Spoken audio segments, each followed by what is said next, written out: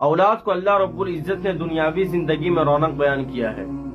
یہ رونق اسی وقت ہے جب والدین کی جانب سے اپنی ذمہ داری کو پورا کرتے ہوئے بچوں کی صحیح دینی و اخلاقی تربیت کی جائے اور بچپن ہی سے انہیں زیور تعلیم سے آراستہ کیا جائے۔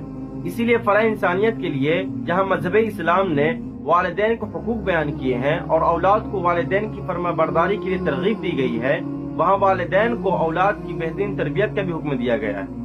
اس لیے ضروری ہے کہ ماں باپ دونوں کو اولاد سے، خواہ وہ بیٹے ہوں یا بیٹیاں، بلا تفریق محبت کرتے ہوئے ان کے حقوق ادا کرنا چاہیے، بلکہ ہر معاملے کی طرح اولاد کی پرورش اور تربیت کے معاملے میں بھی قرآن مجید فرقان حمید کی روشن تعلیمات اور احادیث نبی صلی اللہ علیہ وسلم سے رہنمائی حاصل کرنا چاہیے۔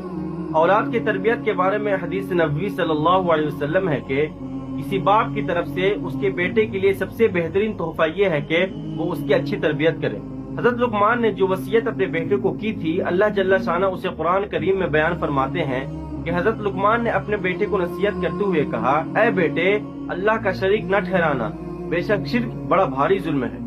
حضرت لقمان نے آگے فرمایا کہ اے میرے بیٹے، اگر کوئی عمل رائے کے دانے کے برابر بھی ہو تو بھی اسے معمولی نہ سمجھنا۔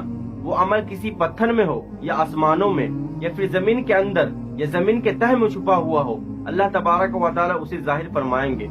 بے شک اللہ تعالیٰ بڑا باریک بین و باخبر ہے۔ اے میرے بیٹے، نماز قائم کرو اور اچھے کاموں کی نصیحت کیا کرو اور برے کاموں سے منع کیا کرو، اور جو کچھ پیش آئے اس پر صبر کیا کرو۔